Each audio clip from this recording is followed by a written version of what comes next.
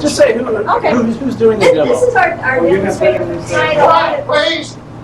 A lot of you probably know him as the guy that works out there behind the counter, but he's also a turner who's been turning since '66.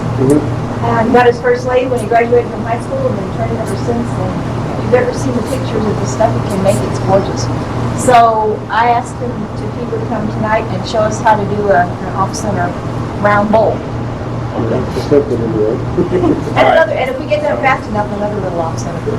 All right. We'll get to you in just a minute. All right, who wants? Let's take it over. Take that song. Who did that?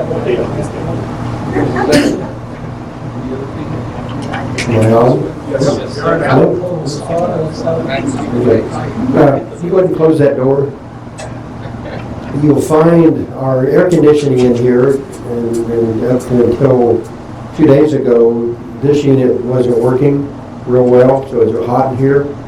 When we turn the fan on, the air conditioner comes in through here.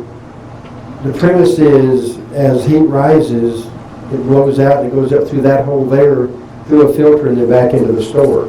If you leave these doors open, everything goes right out that door, so all this hot air, and not this hot air, this hot air, stays in here, so you need to leave it so that hot air will rise and the fans will then take it out, in theory. And it does get cooler in here as you leave that door closed.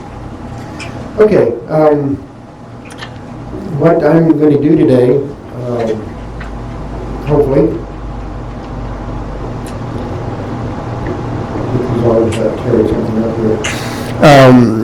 I've got a blank, and there are multiple ways of doing this. I'm going to use a woodworm screw on this. If you haven't used one of these, it actually worked pretty good as long as you've got wood that will hold up. If it's real soft, sometimes they'll come off, but I always use the tailstock for safety on everything that I do, even a bottle stopper, because you never know when you'll have a UFO. So basically what I've done is I've found the center, and I drilled a 5/16 hole that'll take this, and then I went over 3/4 of an inch and drilled another one. And I went ahead and set this up just so that it would kind of speed up a little bit.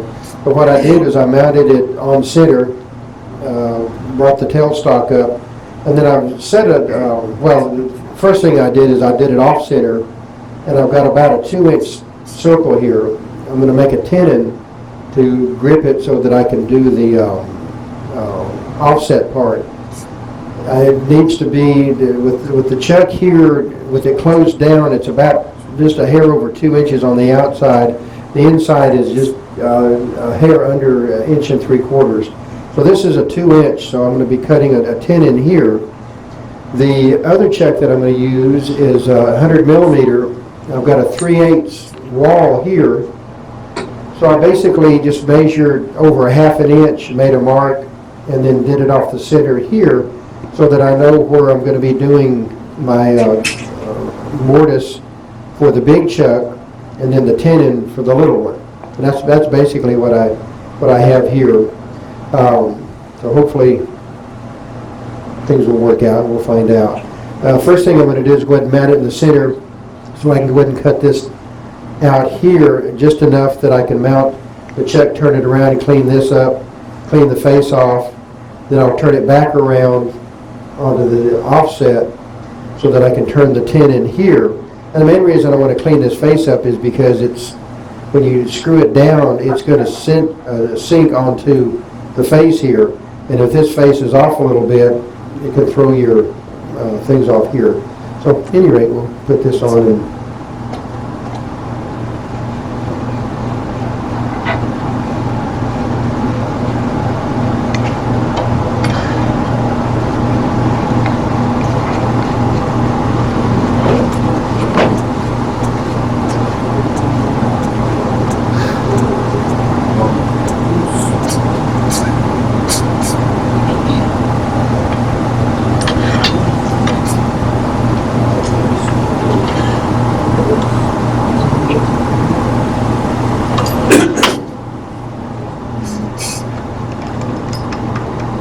take this for each.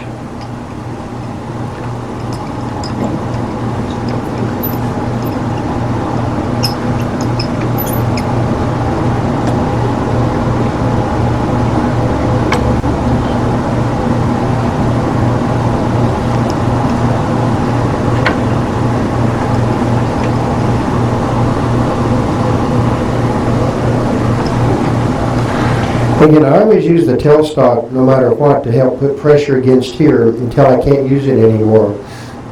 It helps, if you catch this, you don't want this to unscrew, especially these people right in here. You don't want this to unscrew, and it helps keep it down. Not that it can't come loose. I've had them come loose when they catch it. It's enough that it comes loose. And you have this cute little apostrophe from here out when you put it back on. But the tailstock is something that you should use no matter what. Like I said, I use it even on bottle stoppers. And there's not a whole lot there to contend with. Okay.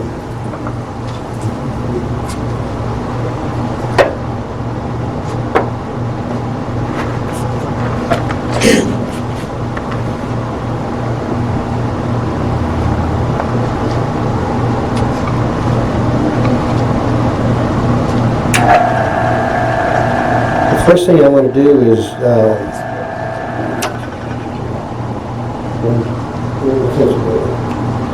make a mark.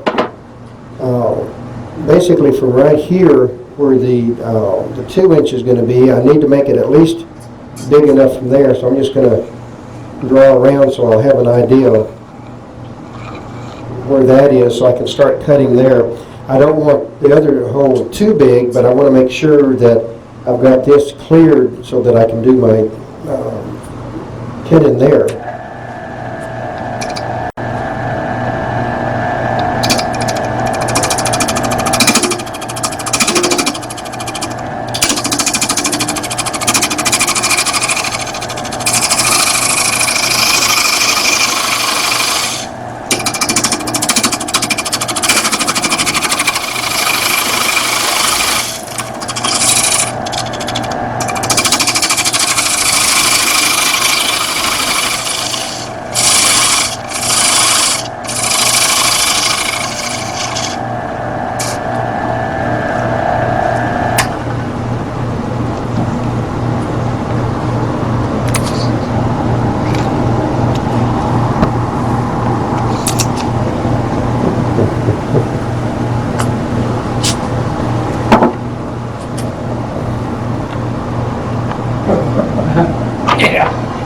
I'm not used to wires and cameras here.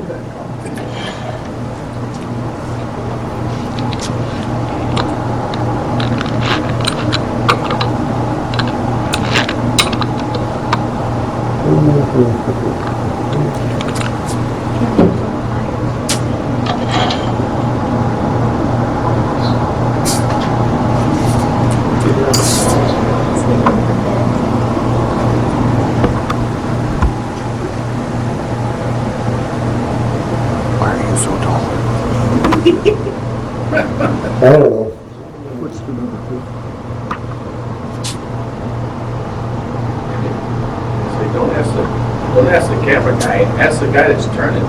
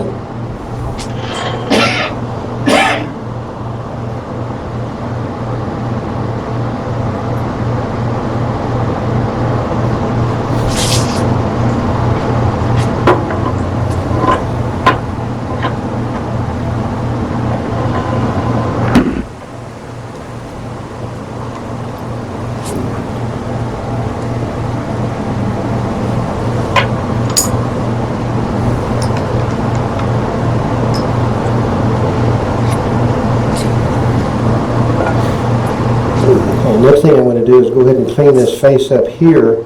Not worried about this one initially because it's going to disappear once I finish turning it around. But I want to go ahead and clean this up here.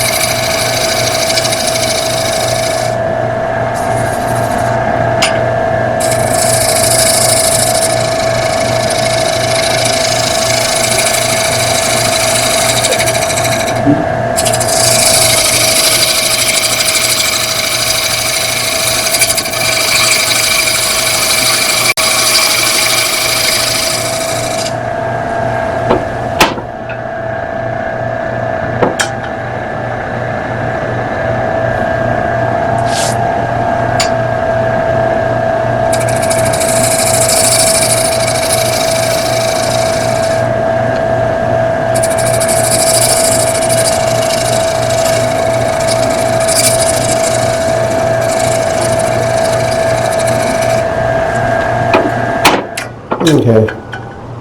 What I've done here is I've cleaned this up, got it flat. I got this out of my way, and then this is where it's going to be sitting on the table. And what I did is I'm looking down on the tool rest, and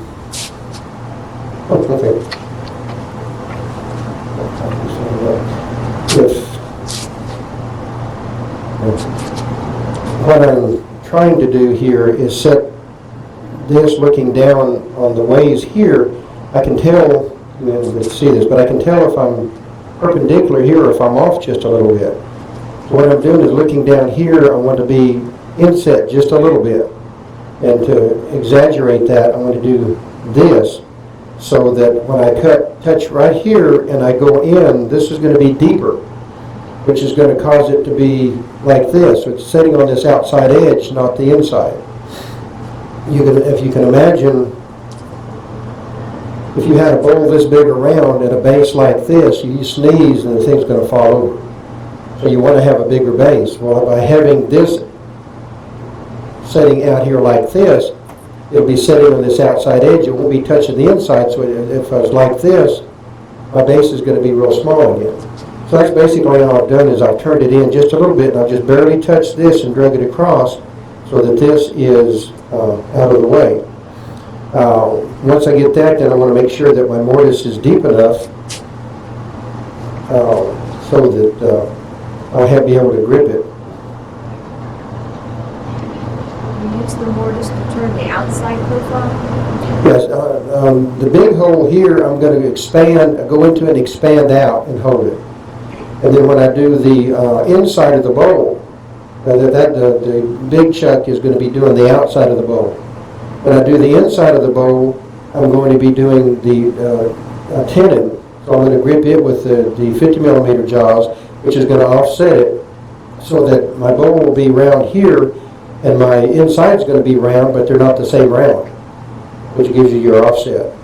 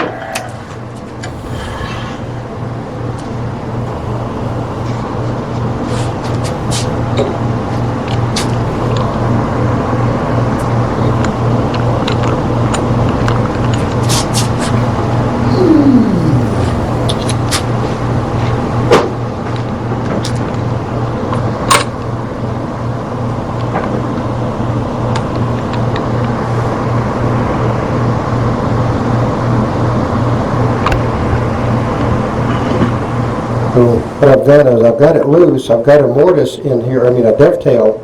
The dovetail is aimed outwards. If you look at the chuck, here you can see that there's a dovetail here. I've done the same thing on the inside. So when this goes in and I start tightening it up, it won't come out of the hole. It's loose, but it's not coming out of the hole. So if your chuck ever gets loose, your bowl's not going to go flying around the room. Now, not that you can't break it, but you don't want it to go flying around the room. So that one would... That's right, you don't. You've heard stories. I've heard the story. What did happen? Oh, yeah, I learned a long time ago. I was, right after I got my lathe, I was looking for things to turn. And when I teach a class, I tell this story.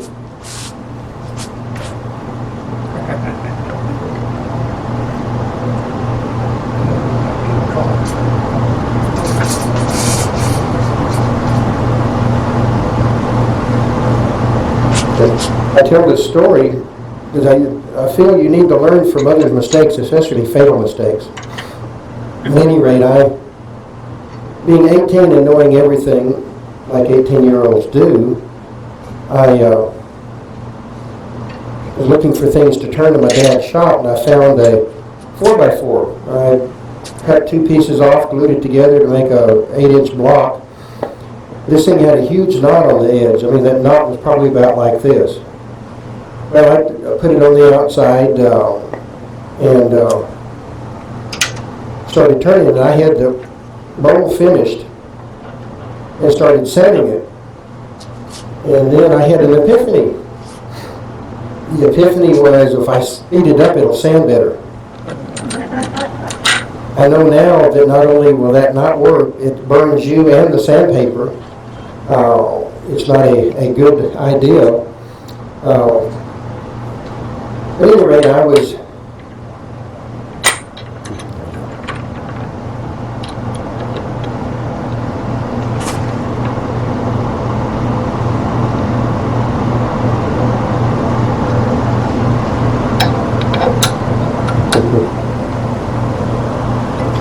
it's a good idea. You got two places to turn. It's a good idea to go ahead and keep turning on these because wood will stretch or compress depending on which direction you're going. And if you continue going around here, as long as it's moving, that means the wood is still stretching. So it's a good idea to continue doing it until it quits moving. At any rate, I had the bowl finished, didn't have a bit of problems with it, and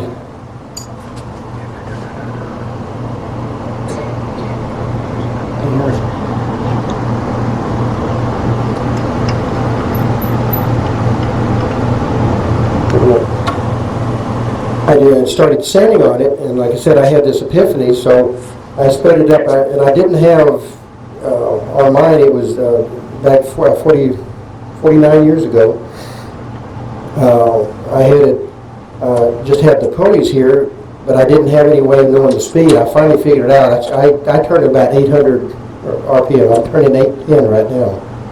Anyway, I kicked it up to about the third pulley of about 26, 27, 28, somewhere around there. And I turned this thing on. This thing was just singing along. And I'm standing like this, sanding the inside of that bowl. That scar right there is 50 years old. That thing nailed me in the arm. Part of it hit the wall, went through the ceiling across a 20-foot shop. The lathes bouncing all over the place. I shut it off, and this bowl looked like Mount St. Helens. In hindsight, I threw it away. I wish I'd have kept it because I can show you this. The old adage, speed kills, does not always apply to cars. That's why I always use this for safety.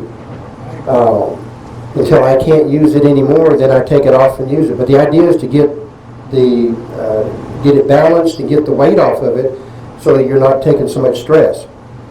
I don't turn more than 850. I've had people, and if you read the instructions like all of us do when you get a chuck and the little fine print that says, if you notice it says don't turn faster than 950. And if you think about that, I'm hanging on with my fingernails.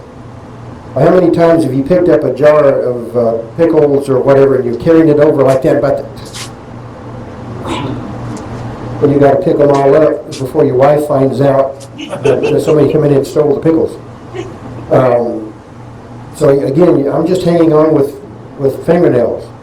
So there's no reason that, and it's an oxymoron because the faster you turn, the smoother the cut, but the more centrifugal force you get. If you think about something that's 1 inch in diameter, pi times the diameter, 3.14159.26535, and a whole bunch of other numbers after that, gives you your circumference.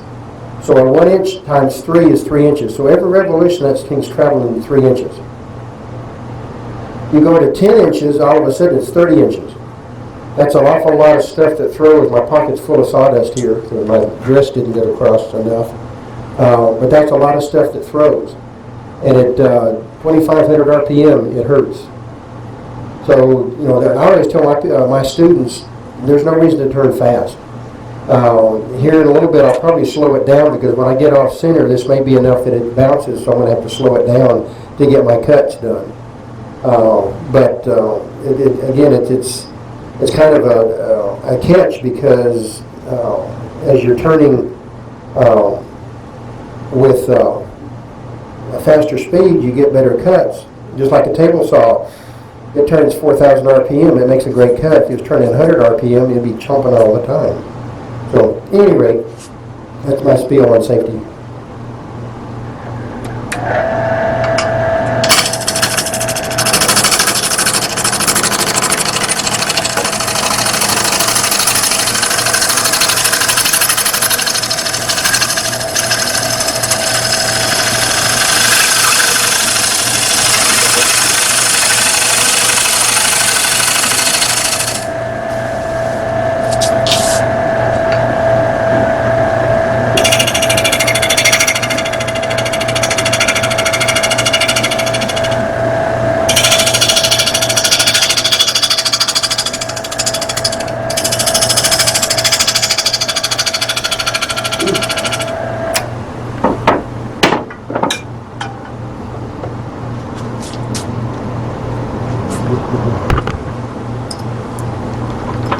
What is that, Liz?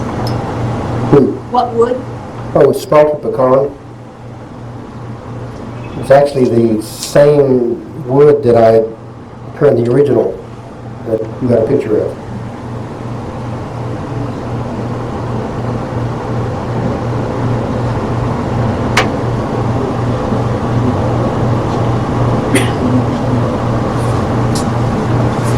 So right now I'm just going to clean this face up a little bit so when I turn this around and attach to here, and I can even do it with this hole here and just make sure the bottom is clean.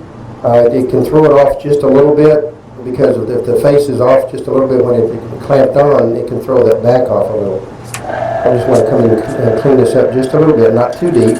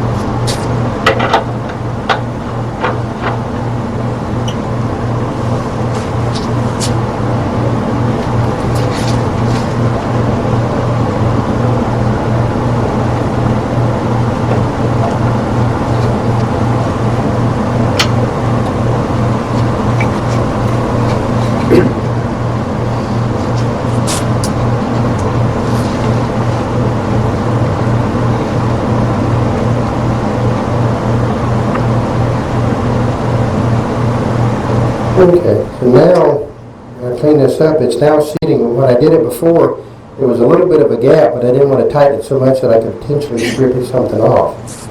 So this may throw my hole here just a little bit off, but I can go in there and clean it up if so.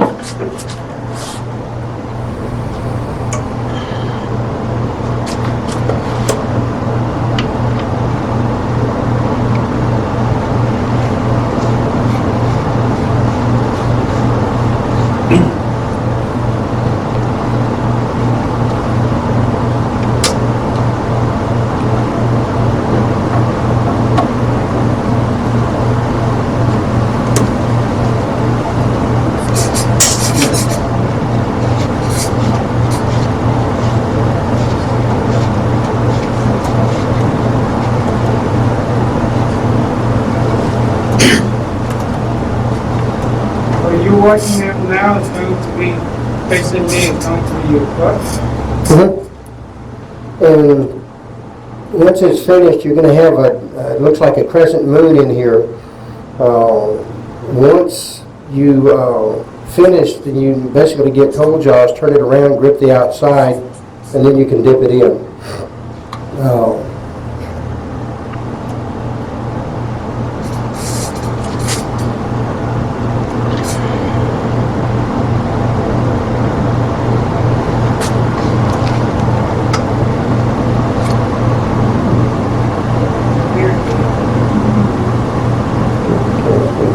Please put it over here.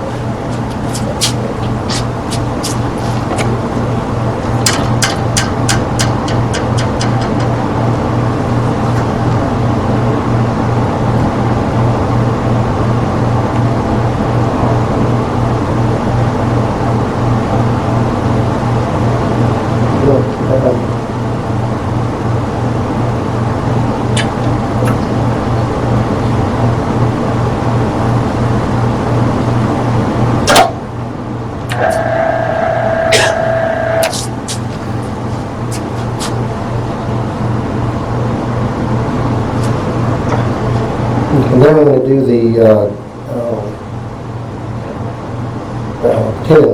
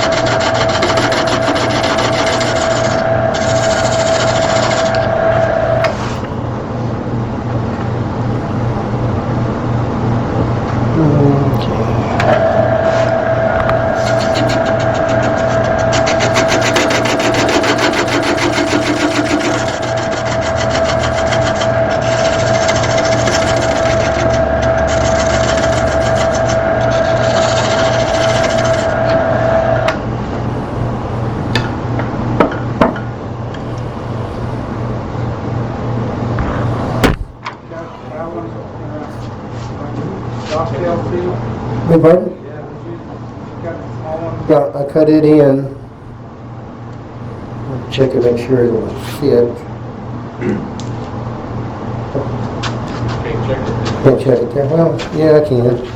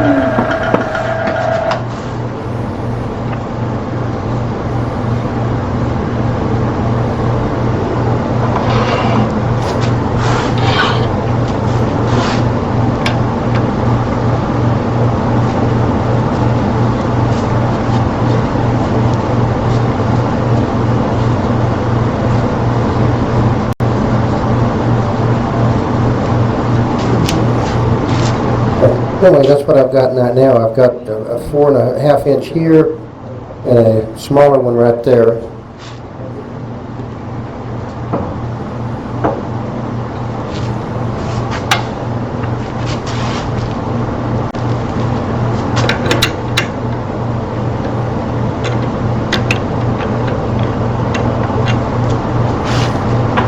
Through with the worm screws.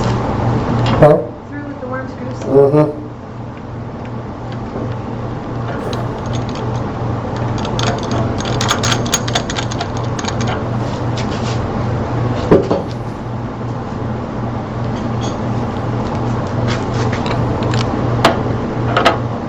What brand is that chuck right there that you're using?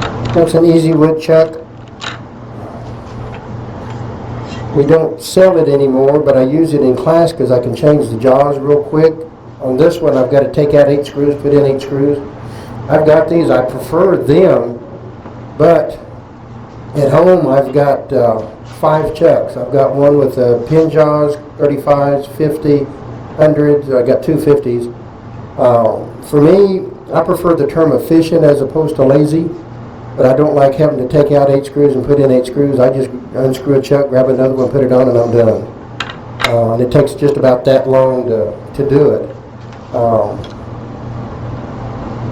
course, working here helps.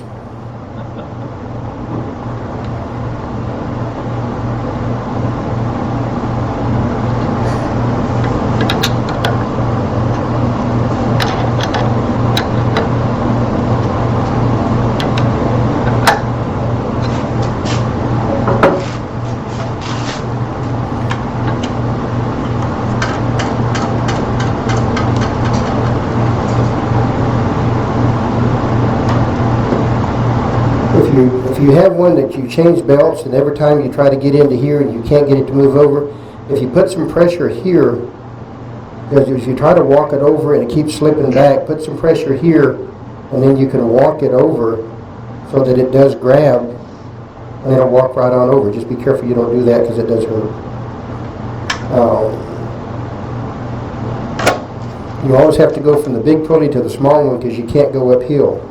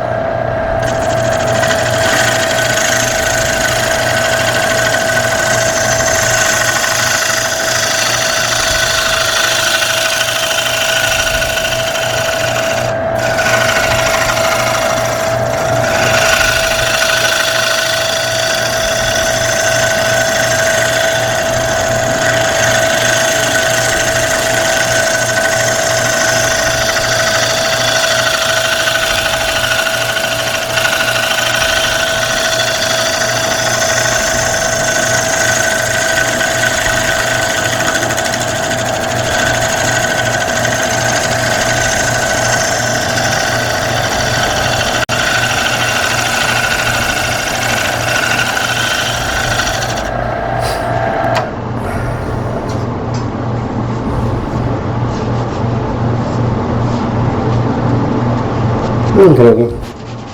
When you're making cuts on this side,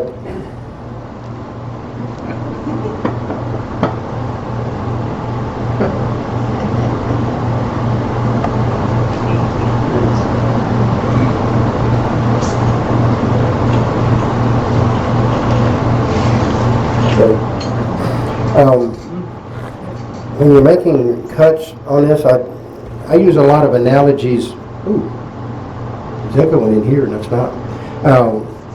In my classes, so that people can kind of relate to everyday things, as opposed to just telling them you need to do this, and they're going, I have no idea what you're talking about. You're driving out on the freeway. You're doing 65 to 90. And you take an access road. Now you're 45 to 55. Then you turn into your general neighborhood, you're 35 to 45. You pull into your neighborhood, you're 30 to 35. You pull onto your street, you're 20 to 30. You don't pull into your driveway at 30 miles an hour. If you do, you're going to take out rose bushes and everything else. You slow down to 2, 3, 4, 5, depending on what your driveway is, and pull in. Same thing here. When you're rounding these things off, you're on the freeway, you're taking off. It doesn't matter, you're just making a mess.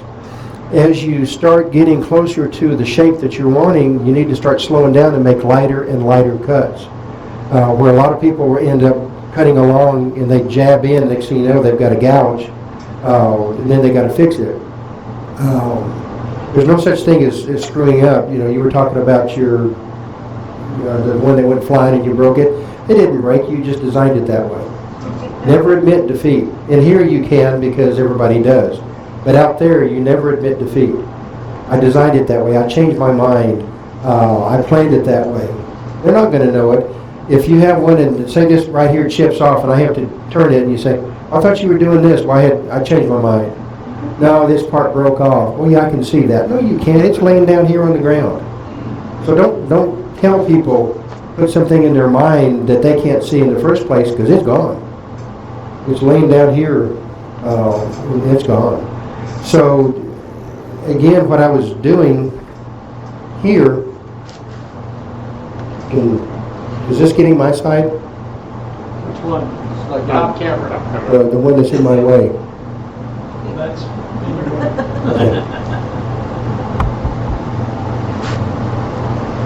Okay. Okay, this might work. I should get my way somewhere now.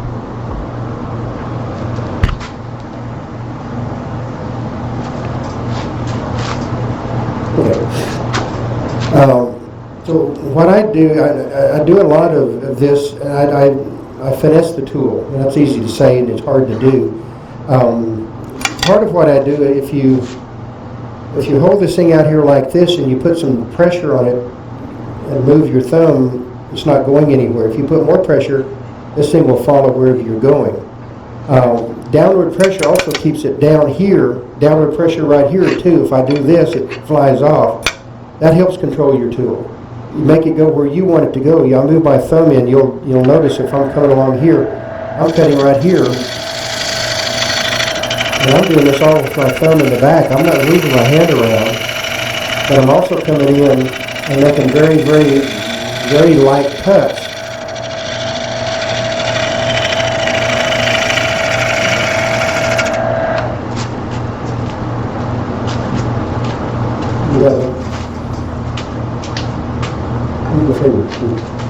You can see this is just powder.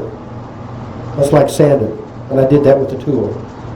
But it's all controlling your tool, and again, you're getting ready to turn into your driveway. I'm not going to come in here and do that and have a big gouge. So it's controlling it, and a lot of that helping is by pushing down here. Also, a lot of people will have a catch. What happens is right here, if you can, if you rotate it up right here, if you notice when I do that,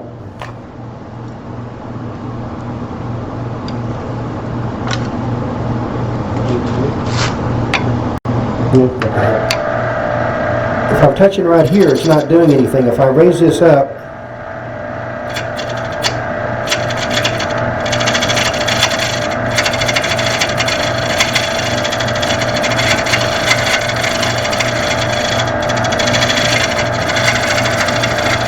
Come on, do it.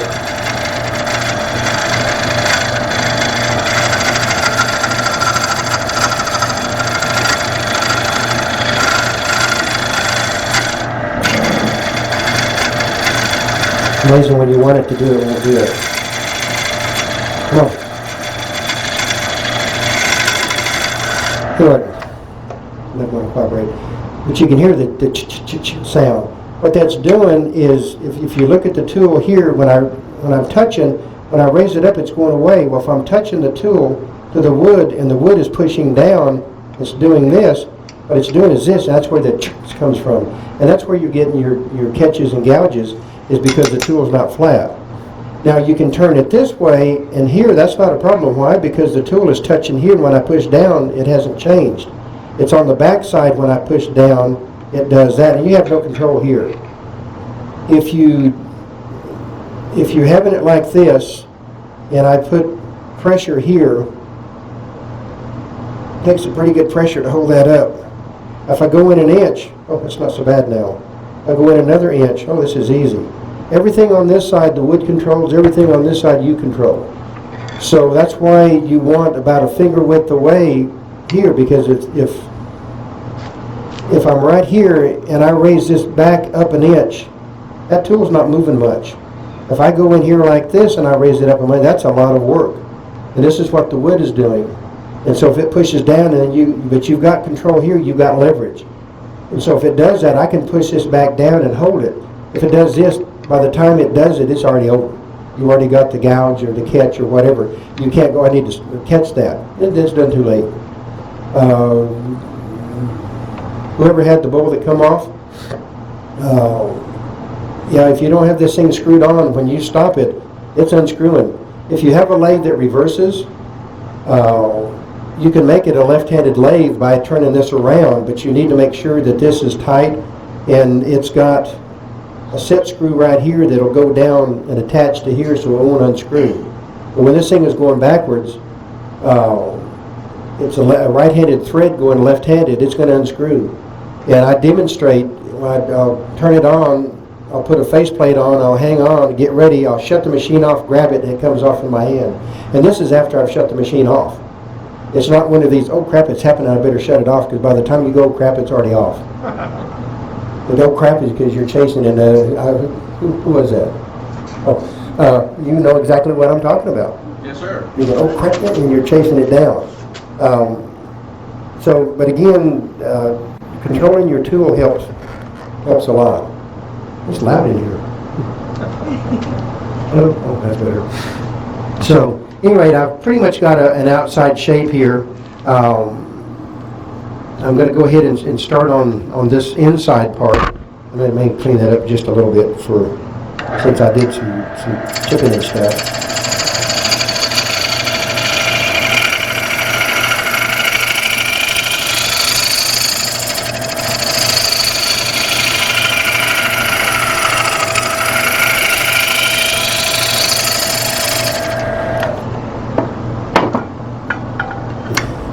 Again, like I said, when you do it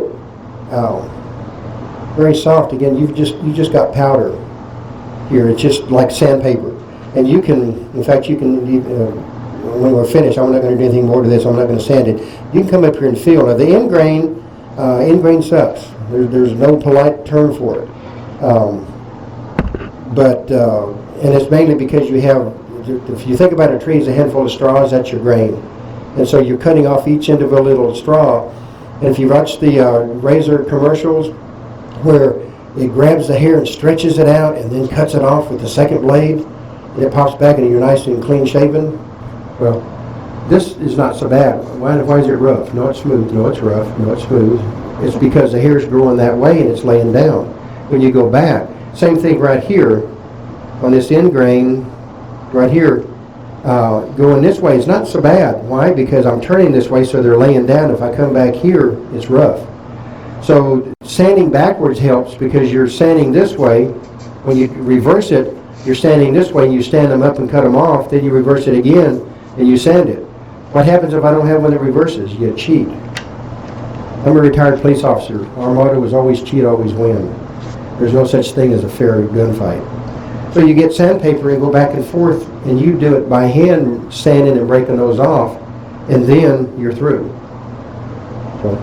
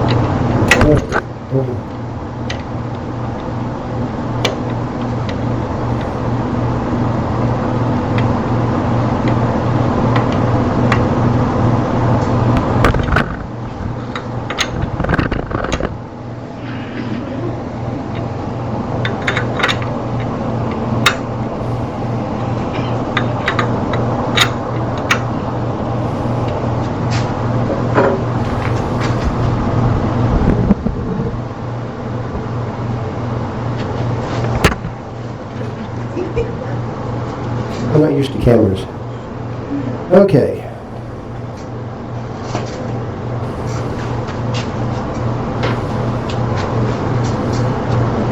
So what I want to do is find this wall right here because that's the furthest one. If I cut out here, this wall will disappear. So I need to know.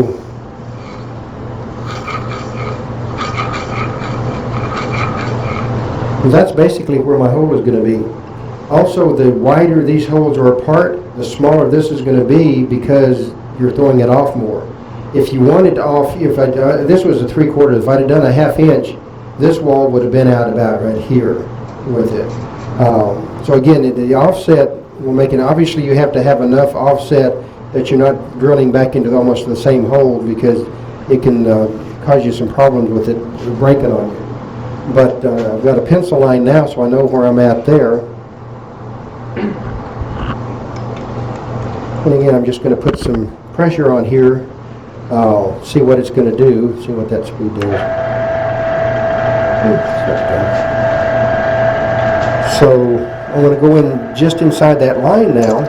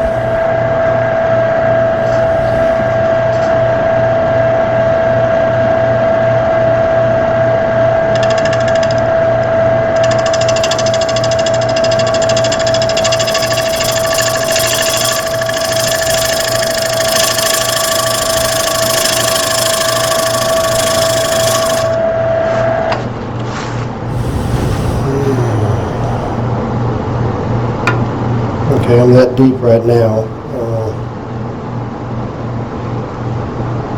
Tell me you gotta be out of here by? By 9? Okay.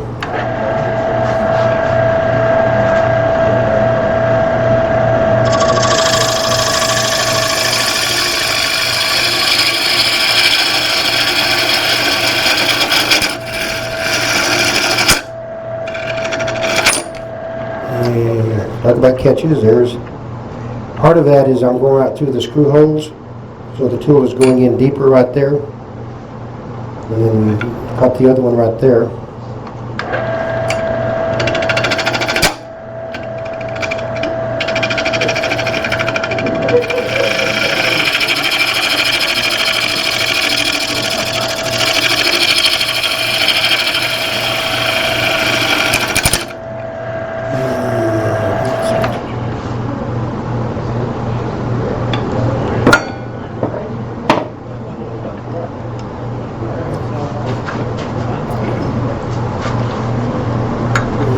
Knock it off just a little bit. Yeah.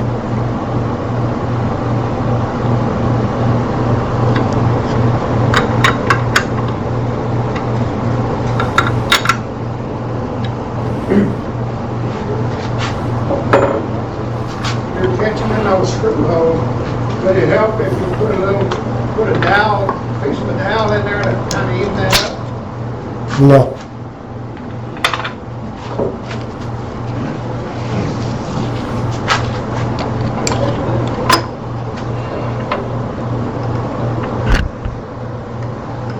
I'll just fill the hole up. These are what I use when I teach a pepper valve class, because the nice thing about it is any size hole that you have, it'll self-center up to the size of this right here. Okay.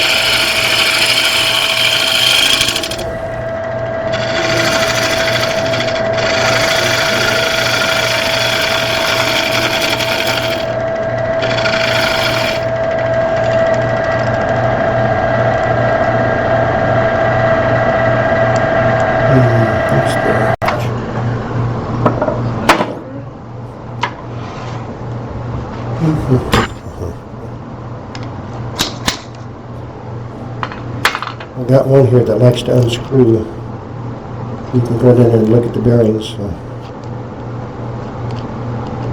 I was going to tighten that at home, and I'll do it tomorrow, and tomorrow never got here.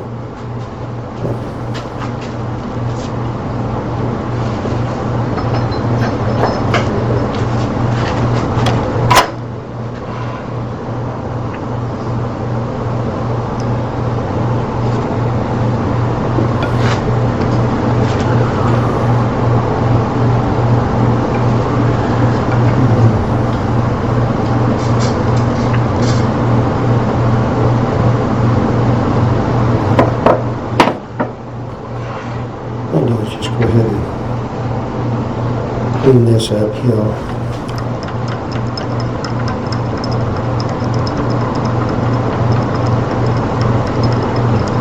At the bottom of the carving ring, just there. How close are you to the tip of the screw on the back? About 5 foot. If you're going to try to take that knob off, you're not going to hit the head off the screw, right? No, this is using a tenon now. I've taken the screw out. Screw's right here. This is being held by the 2-inch tenon that I did inside the 4-inch. It's always a good idea to occasionally check it because wood will stretch.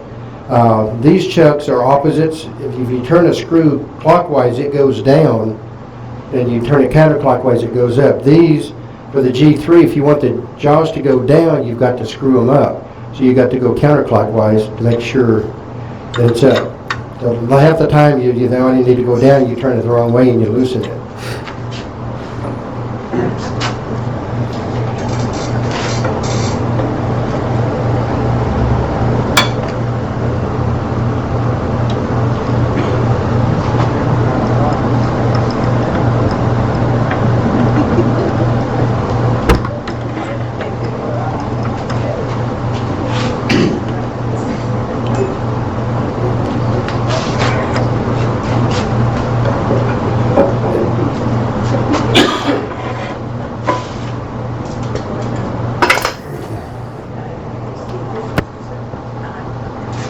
Okay, I'm just going to go ahead and take this out and smooth the bottom. Now there's a little trick, because a lot of people have trouble that their bottom is just going like that, trying to keep it clean. I'll show you a little trick that you can do. You got to make light cuts to do it, but there's a little trick that you can do.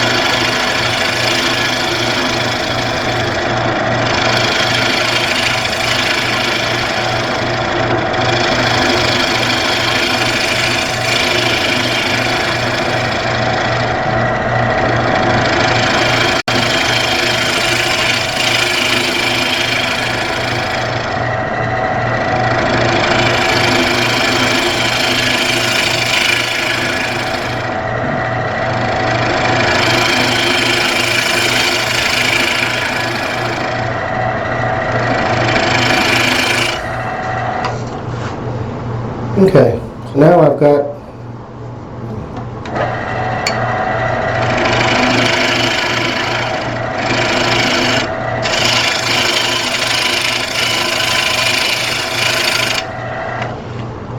a bottom that's a little rough. It drops in here, drops out. An easy way of cleaning this up is basically setting this to where it's not quite perpendicular to the bed, just turned in just a little bit. Again, you got to make very light cuts with this. One, because you're sticking the tool out further, which given the wood bore control. But basically all you're doing is dragging a straight line, which is then causing the bottom to become a straight line. And so from here,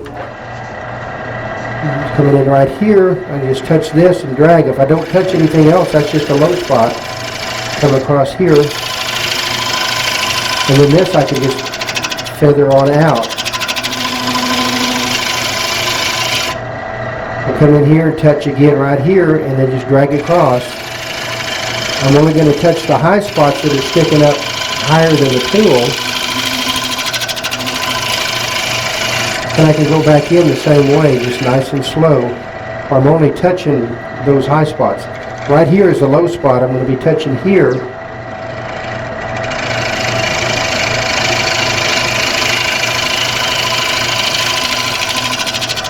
And again, if you notice, I'm just using my thumb to pull the tool out as I'm coming in here. I'm coming back into here and going in. I'm just walking it in and controlling it with my thumb.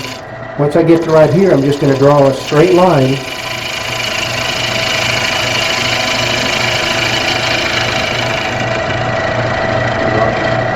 You go right through the center. If you go above it, you end up with a nipple. If you go below it, you end up with a nipple. So you can go underneath it and just lift that nipple out, but if you go make the tool go right through the center, it'll disappear.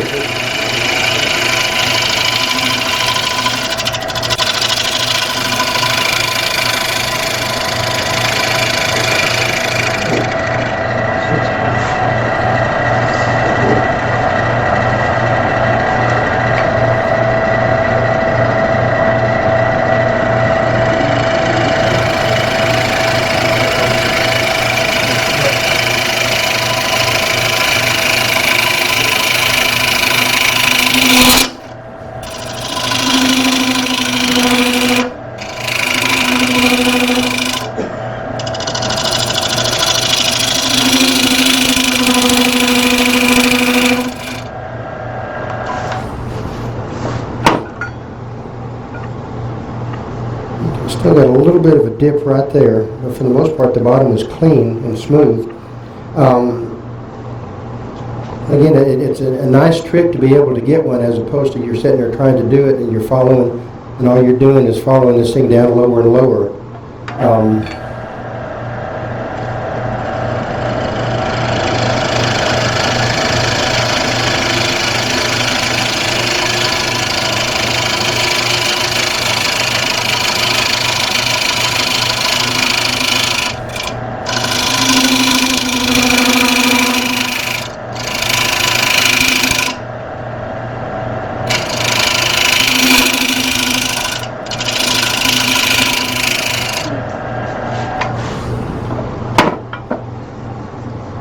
And for the most part, I've got a clean bottom. There's still a little bit right here, but for the most part, that's clean.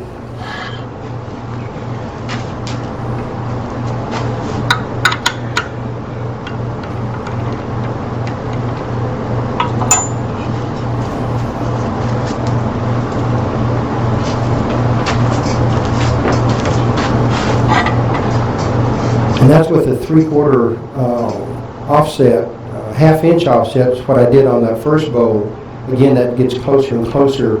You just got to be sure that you've got, where you drill the 5/16 hole, that you've got material between it for the next hole, because you don't want them side by side, because you'll find out when you screw it in, it jumps to the next hole. It's not pleasant, because then you just lost the ability to hold on to it. And then on the bottom, again, you could leave it pretty much like that if you wanted, a little crescent moon looking thing, or you can mount it with cold jaws and go ahead and, just because it's now going to be centered on the same one that did the 4-inch hole, you can then go in there, and you can still leave the design, just take it down to where it's not so high, take it down to where it's just a thing, and leave it as a decorative item. The bad thing, the nice thing about doing a mortise is if you need to remount it, you've got a mortise to hold on to. If you do a tenon, you grip it down, then you got to clean the tenon off. You no longer, and you clean that bottom off with a dip in it, you no longer have any way of grabbing a hold of that again if you need to, and especially if it's like maybe damp wood, and then you set it down, all of a sudden it's starting to rock and all. With the mortise, you can mount it in cold jaws, clean that hole up a little bit, clean the bottom up, turn it around, and then recut that, presuming that you have enough material. If you got walls about that thick, it's not going to work. But the thinner the material, and starting out, you want thicker walls. Thicker walls don't tend to crack as bad. You notice I said it's bad. Any wood can crack. But with thicker walls, if you've ever had a nice straight board and you need to cut a 1-inch strip off of it, or 1.5-inch strip, you cut it, all of a sudden it takes off over here. Well, what happened? The thing was nice and straight, now all of a sudden it's over here. Well, it wanted to go that way. All the other guys were saying, no, stay at the party. Well, once you cut him free, he's gone. And so the same thing, if you get a thin wall, this guy wants to go this way, but if you get thin walls, all of a sudden, and you got a crack. If you have wet wood, it's a good idea to turn thick walls, take it off, let it dry for a little while, remount it, cut a little bit take it off, let it dry, and keep going from there. If you've got a block of wood this one, it's got to dry this distance from here to here. If you dip that out, all of a sudden now, instead of being that far to dry, it has to go that far. So it can dry faster. Drying faster can cause it to crack. So again, if you got one that's wet, cut it out a little bit. And you can set it in the garage. You can set it in a sack full of sawdust. Not the same sawdust you just cut because it's wet, but dry sawdust, like a desiccant, it draws the moisture out, but it kind of stops it from going too fast, too far. Just real quick, we had talked about doing one here. I'll just do a real quick thing here.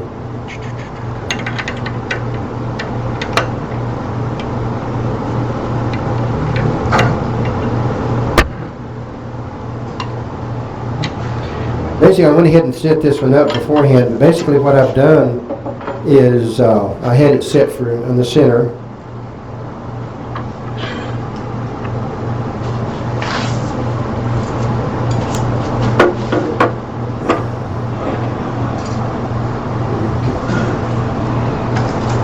And then and it's about a little over 1/4 of an inch difference. I just drew a line around there and then set the offset there.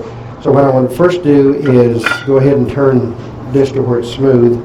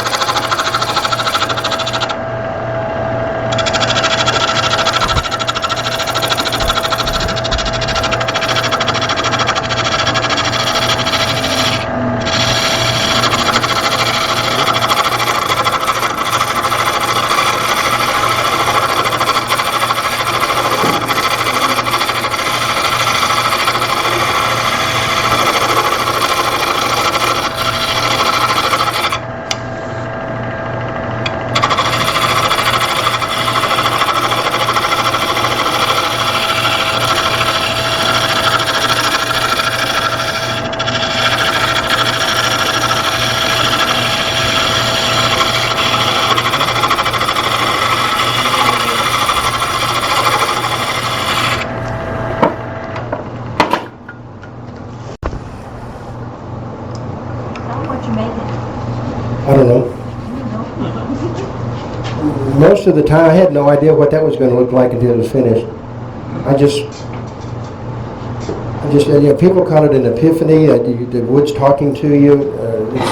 I just kind of go with it and see what ends up.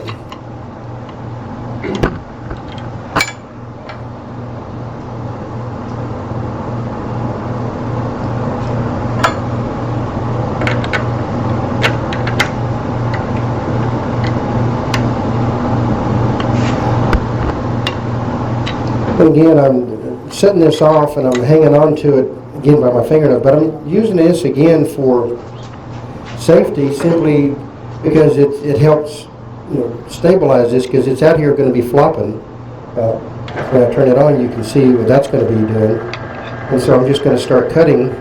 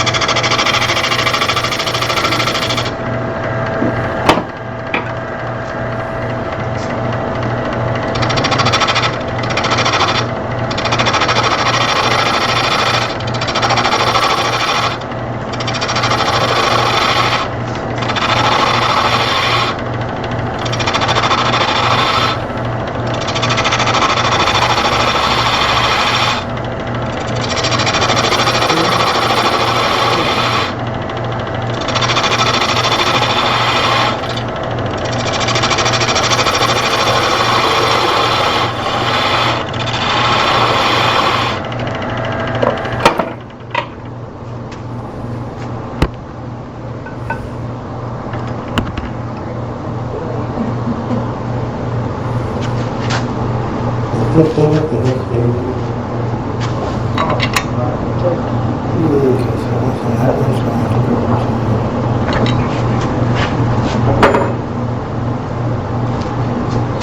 it's easier to number these things.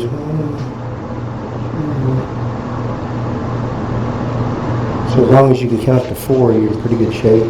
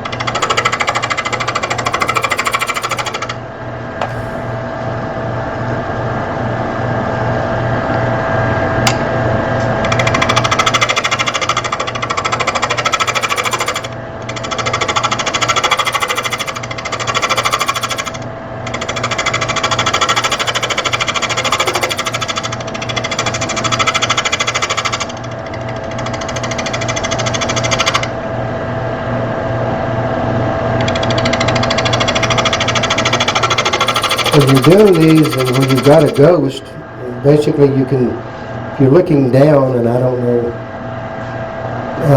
you can see there's something there, and yet you can see through it, and that's part of it when it comes this way and then goes back. If you're looking straight down, you can see where the ghost is, and so you can tell when you're getting ready to touch it right there, as opposed to I'm just going to stick it in and hope that I don't tear anything up. And so you've got to really control the tool and go in slow when you touch these so that you don't end up breaking one of the ears off.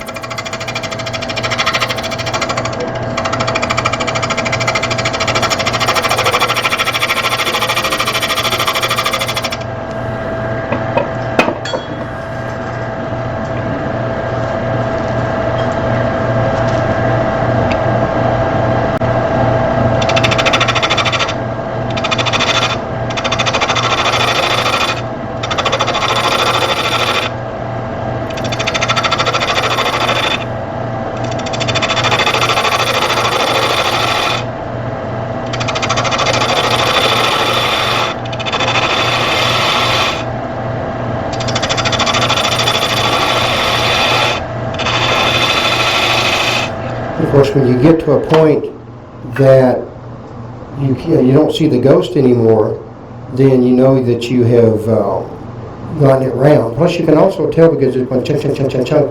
When it becomes smooth, like right here, you can hear that. Once I get to right here, it's nice and smooth. That means I'm round. And so you can tell that too by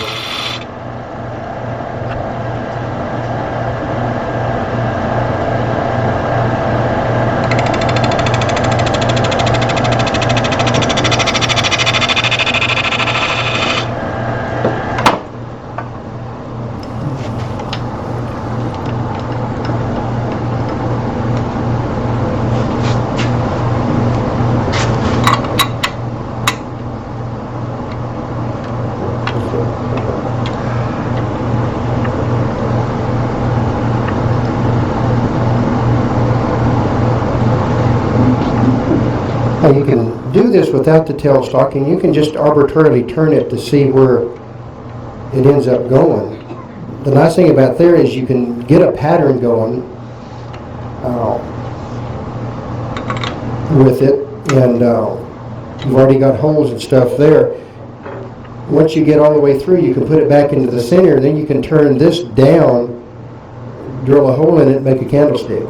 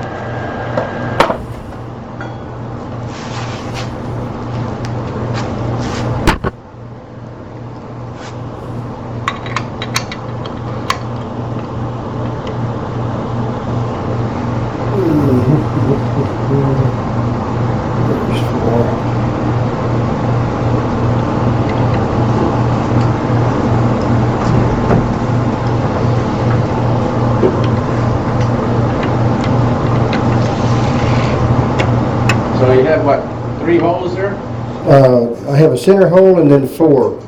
I have one here, one here, one here, and one here. And you can even have more than that, but again, since it's a demo and I'm trying to get through as opposed to spending 3 days working on this. Is it best to go in any particular order? You can do whatever you want. I'm just doing, I can count to 4, that 1, 2, 3, 4, but you can do 1, 3, 2, 4, 3, 2, 4, 2, 3, 2, and just like that, and what you'll get just a different. This one is just kind of working its way around the way I'm going. The next one we'll go back to 1, which is going to mimic this one here.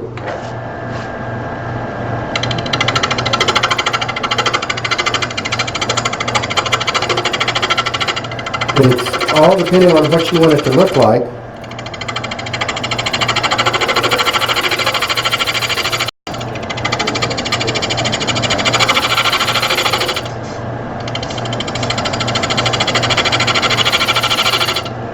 And what I'm doing is I'm looking down here so I can see that point, which is right there. And so then I'm taking the tool and I'm just slowly going into that point so that I'm just touching it as opposed to just sticking it in and hoping I catch it so I don't tear something off. Not that it can't happen. But that's one of the things that you watch when you're doing anything that's got a ghost. Anytime that you turn, whether it's a pin or anything else, you've got a ghost. It didn't. If you turn it round, the ghost is gone. Things like this, the bowl and this one, the ghost never goes away. So sanding it is fun. You got to watch where these things are all the time because you'll find that it hurts.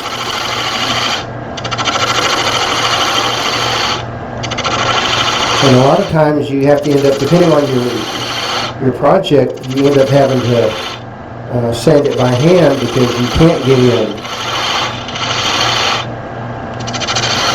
I do a 3-wing bowl, and I think you guys had somebody come in and do a demo on that, but it's just a 3-wing thing. You turn a cube, mount it between the headstock and tailstock without anything and turn it.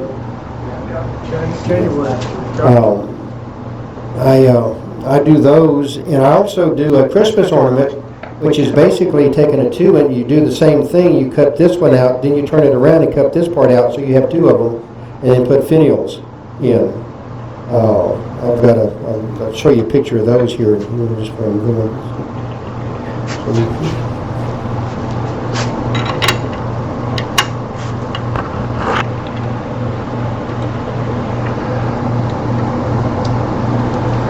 So now I'm going back into 1, which should mimic this one here. And you can do this between centers too. You can number 1, 2, 3, 4. You can have 1, 2, 3, 4 and do that. So this thing is moving around, so everything is square. Or you can do 1 here, 1 down here, 2, 2, 3, 3, and 4, 4. So this thing is doing this as you're turning. And you just do between centers, you pop it out, find, number it, put it in there, and do it. So again, you've got a lot of options to do with this.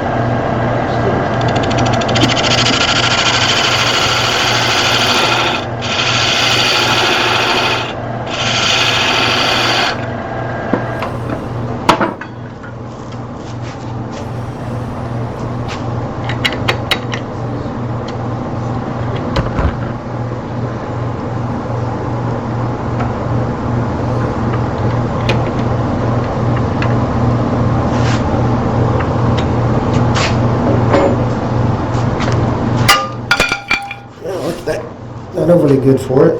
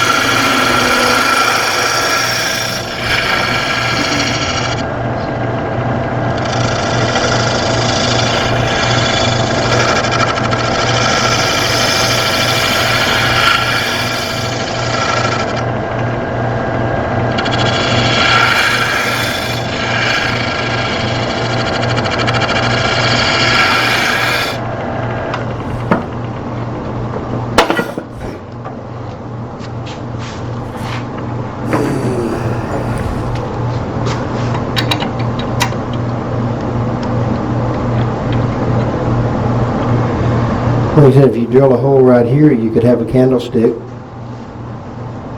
But then it's just to what extent you want it to be off. The further away from center you are, the more the offset is going to be. And the bigger the ghost is going to be that you're cutting into it. And this was done real rough. I've got a lot of breaks in the edges. You can make lighter and lighter cuts as you get down there and bring those edges sharp. It just takes a little more time than what I had to play with. But that's basically it as far as offset. I mean, you're only limited by your imagination on what you want to do, whether it's a bowl or this, or you can do candlesticks. Basically the same thing, just get a bigger one and just rotate them around. You can have different axes. You can, do 1 and 1, 2 and 4, 3, and then just move them all around and just randomly along there, or doing the same thing with the chuck. And you can do the same thing I just did without this. It's just, this is safer. Much safer. This really does help you hold. Good. Hope y'all enjoyed it. You just now got 4 of my classes for free. Anybody need tickets?